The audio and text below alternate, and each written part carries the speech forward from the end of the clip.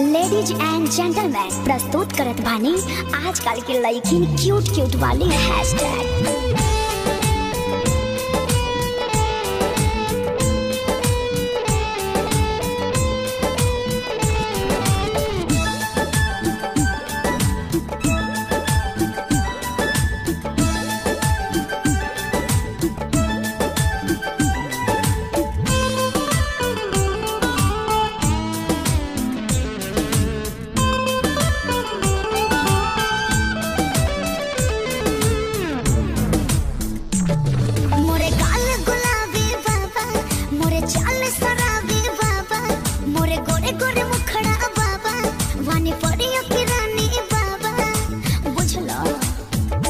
बड़ी cute cute लागेलू, तू बड़ी क्यूट क्यूट लागेलू, तू बड़ी क्यूट क्यूट लागेलू, तू बड़ी क्यूट क्यूट लागेलू।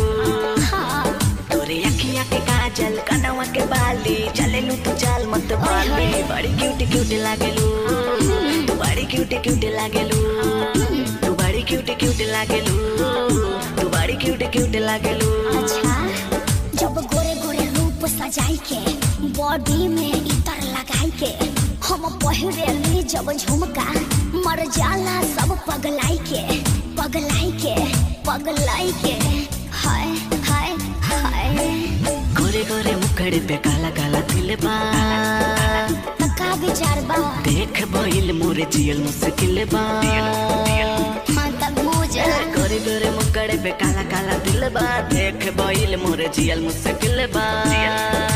जियल मुश्किल बा। ऊंचा ऊंचा हिल तोहर काला काला तिल और ऊपर से चढ़ल जवानी। बड़ी क्यूट क्यूट लागेलू, तू बड़ी क्यूट क्यूट लागेलू, तू बड़ी क्यूट क्यूट लागेलू, तू बड़ी क्यूट क्यूट लागेलू।